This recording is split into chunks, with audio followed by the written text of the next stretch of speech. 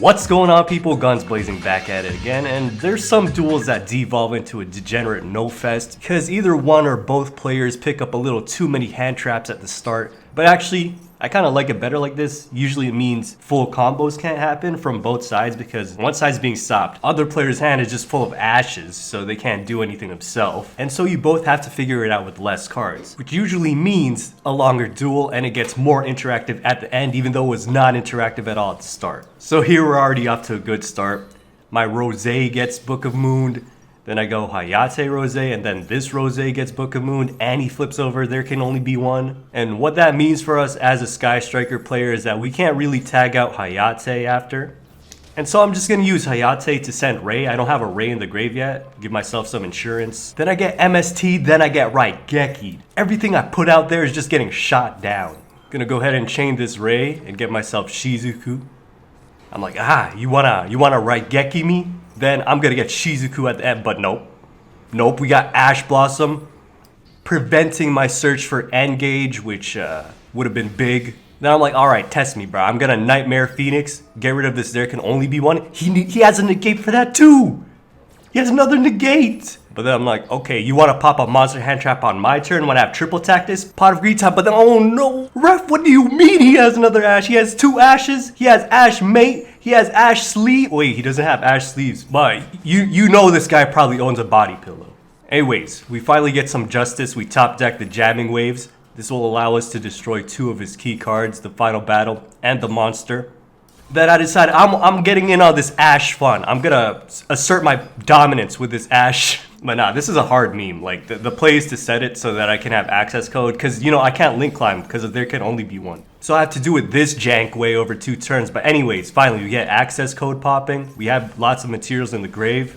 We can clear them out and go for game next turn. So here, I'm just gonna shuffle around. No, I'm not doing this because of BM. I actually need more mats in the grave in case, like, some shenanigans happen with this monster.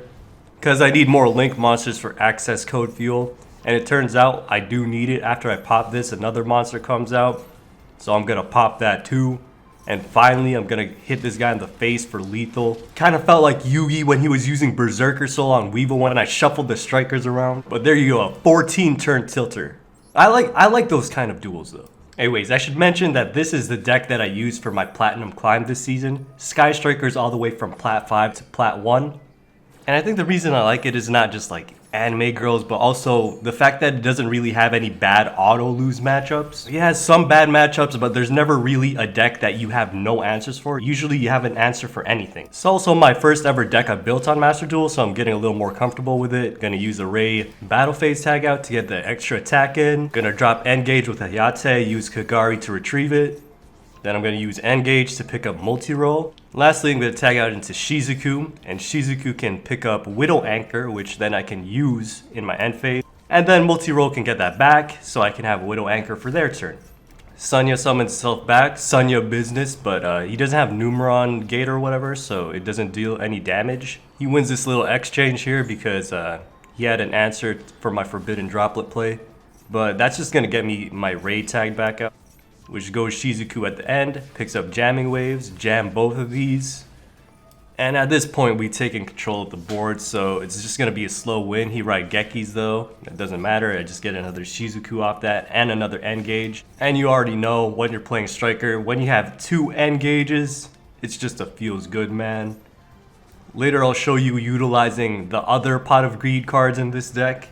Yep, there's another one. But as for now, I'm just going to link climb using this Ash Blossom. Go on into Brax. He has another Lost Wind though, but that's okay. I'm just going to go Hornet Drones here. This stops the Celine and the access code, but I could still go Zeke, and I have Roze in hand, so that's going to come out. I also have the option to send my Area 0, get even another Roze. Yeah, looking like Blackpink out here, minus Jisoo. We don't stand Jisoo. Just kidding.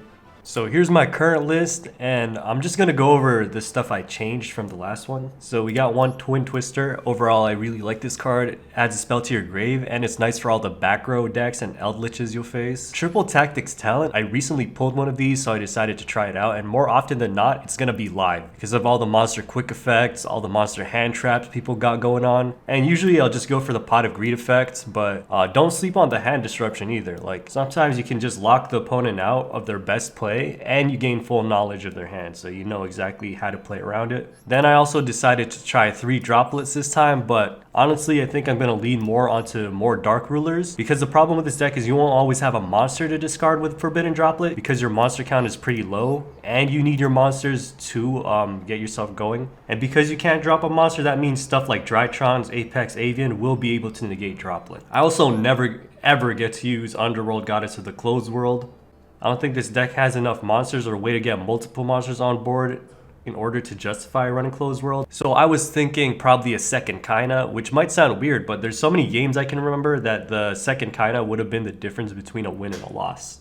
Oh, and I was running Pot of Avarice, but I decided to cut it because sometimes it's just a dead card, especially at the start. Pot of Desires is just always live, and yeah, sometimes it's gonna feel bad because like even yesterday, it banished friggin' both of my end gauges, and it just did not feel good, but that's rare. Like most of the time, it's the stuff it banishes is not gonna matter, but yeah. I have 3 in the grave now, right? Yup. Yup. Maxx C? Maxx C? Fuck your Maxx C. Oh, it's not linked. Imagine reading. Now would be a good time to get Multirole.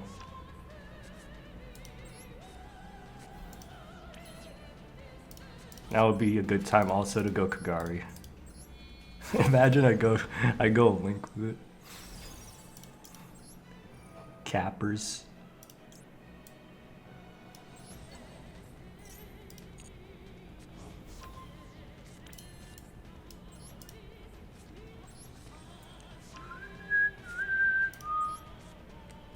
Engage. Engage. All these Pot of Greeds, bruh. Damn.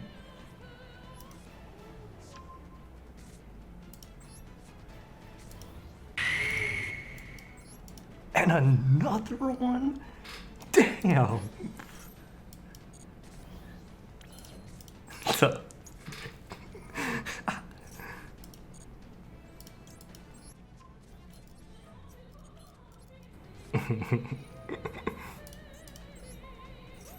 A yoink.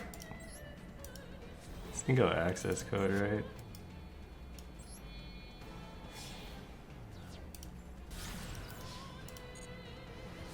Just do it over 2 turns.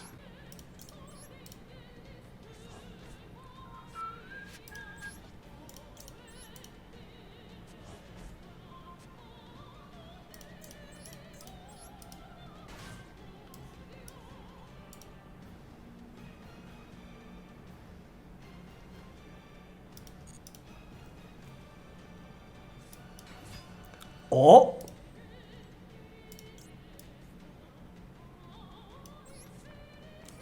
Widow Anchor, Ash Blossom, let's go. Game winning play.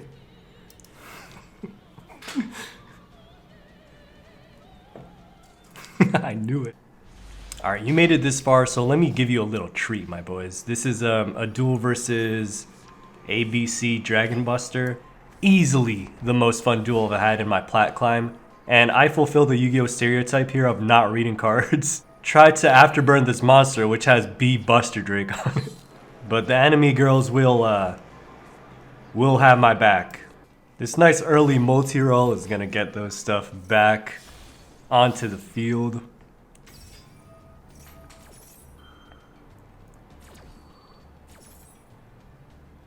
Gonna go ahead and do some stuff here, which I can't explain because I don't know what's going on. But he goes transcode, climbs up, Link climbs into Unchained Abomination.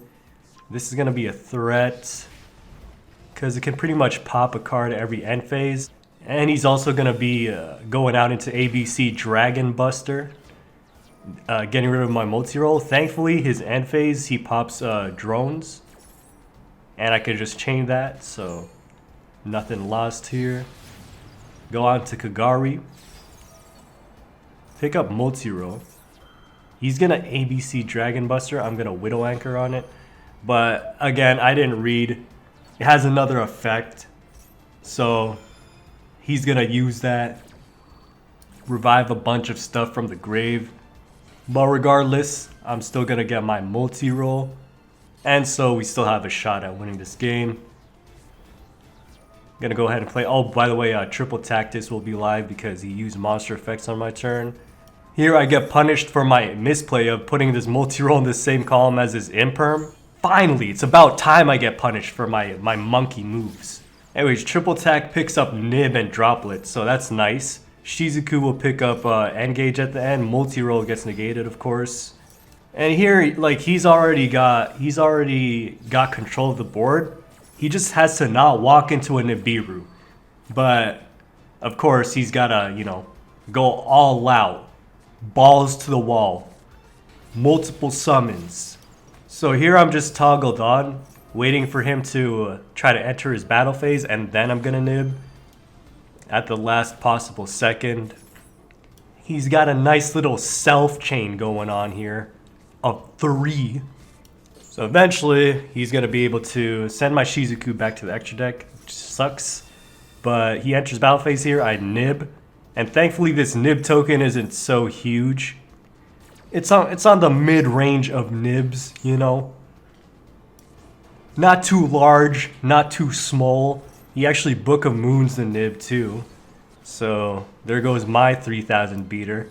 But anyways, it's my turn now. I'm going to go ahead and engage into Shark Cannon. He's gonna evacuate my Shizuku. Feels bad, but we still have Raye. So I'm just gonna go Hayate, get some chi up in here. Send Roze. Shark Cannon time. This is when I pick up On-Chain Abomination. And it's my monster now, boys. If you didn't know, in the Master Duel world, if you take your opponent's card and you win, you then own their monster at the end of the duel. You get to keep it forever. It's Battle City rules, but he somehow destroys it. I have another Shark Cannon though, so I'm gonna be able to try to destroy the Nib token. He chalices the Abomination though. But Unchained can also destroy something if you destroy something by battle. So I go Shizuku here to lower their attack, kill something, and then Unchained can finally take care of the token. And then after that he says, I'm boned, and he's out.